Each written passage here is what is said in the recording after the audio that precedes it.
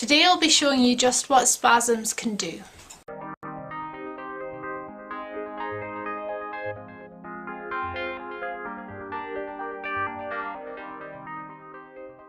Hey guys, so last night was a pretty rough night for me, and that is all because of one of my spasms. Now, a spasm is basically a jerky movement with your hand or another limb or that kind of thing, or really anywhere in the body. With me, my hands can get very shaky and sometimes they will flick randomly when I'm trying to do something, which can get pretty annoying, as you can imagine. Last night, however, I ended up having to get the paramedics out. I didn't know if I'd have to go to hospital or not. Thankfully, it wasn't serious enough that I did, but I thought it would be good to get a video about this to show just what spasms can do, just what kind of dangers there are for people who get spasms. Now, I warn you now, if you're squeamish in any way, please look away now. I will let you know when it's safe to look back, because what I'm about to show you is what just happened, because when I was making tea, my hand spasmed. So as you can imagine, boiling water went everywhere. So look away now. So this is what happened. Boiling water got spilt and I have been burned all the way around my belly area and also in the inner thigh, but I'm not showing you that. This is not a raunchy program.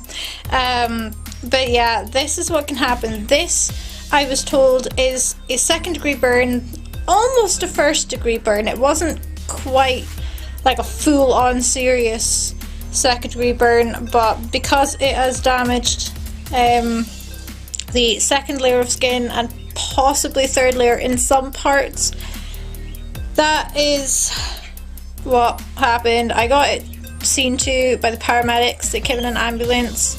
I'm just glad they didn't have to take me away. You can look away now, or rather look back now. Those of you who are squeamish. So that's the fun I had last night when making my last tea before bed. So with spasms, living with them can be a bit of a pain in the ass. I mean, it's quite funny sometimes, you know, you're doing something and fling, you know, it can be quite humorous if you like to see it that way, you know, just to kind of make light of it and make it feel better. But this was one of the times couldn't entirely make light of it. So luckily I'm not in so much pain now. It took about 4 or 5 hours for the full-on heat kind of pain to dissipate. It's still a wee bit nippy, but not quite as much now.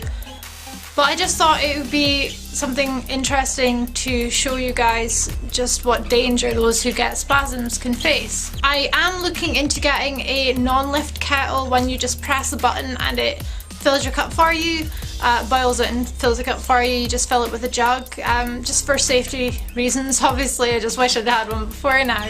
What happened exactly was I had my cup and I was pouring water. I just put the kettle down and my hand twitched like that, so of course the cup went down. I was wearing jeans as well and obviously a t-shirt at the time, so the water stayed there. And I think that's why it is as bad as it is, because of the fact that the initial shock of it, it took me a good minute or so before I managed to get my jeans off, to get my t-shirt off. But it was really painful. The inner thighs weren't so bad. I've kind of burnt my foot a little bit, but that's not even a first degree burn, it's just like a redness. Kind of like the bits around the blistered areas. But yeah, I'm just hoping it's a really nice day tomorrow, because I have to go out for most of the day and there's no way I'm missing it. I mean, technically I should stay home and, you know, keep an eye on it, and I am aware that most wounds will be dressed. The reason I've not dressed it is because you need to let it air out, and when the paramedics were here it only happened 20 minutes prior, so you need to kind of let the heat out to try and cool down the body as much as possible so that it would stop that burning feeling and it would stop continuing to blister. Like I say, that took about 4 or 5 hours for it to finally stop. It didn't help that our shower was not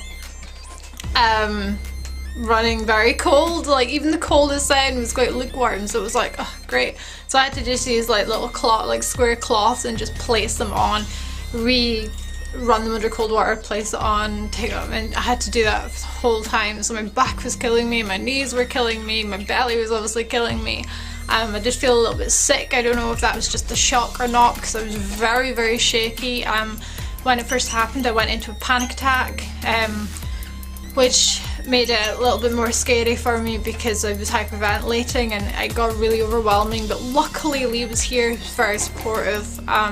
He said, you know, get NHS 24 on the phone. I didn't feel, well, he said get someone on the phone, get the ambulance or whatever, but I figured it was not serious enough for 999. I am trained in first aid, well, I'm trained in first aid and household emergency response training, which are technically invalid now because they run out after a certain amount of years, but obviously I still remember all my training, and I've always got like a huge first aid kit, so I've got all the dressings I need to dress. And that the paramedics were quite perplexed at this because I said, oh, I've got a dressing that will cover that, and they said, what? And I said, oh, make sure it doesn't stick. And I says, no, non-stick adhesive dressing. They're, why have you got that? I says, well, I just like being prepared. So they were kind of laughing.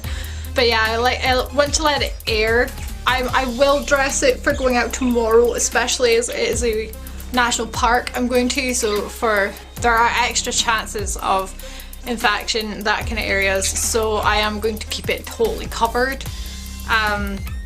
Well, to an extent.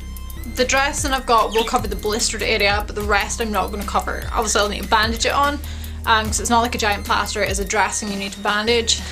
So I will do that for going out. I just hope it's a nice day so that I can leave it quite loose and let it air from the sides, or wear a very thin top, that kind of thing. So yeah, like I say, this video was not planned. I don't really have a plan for it. I just thought it would be a good thing to show, like I say, what people with spasms what can happen to them. So anyway, I am sorry if any of you who are squeamish did not look away, but that's technically your own fault. I did warn you.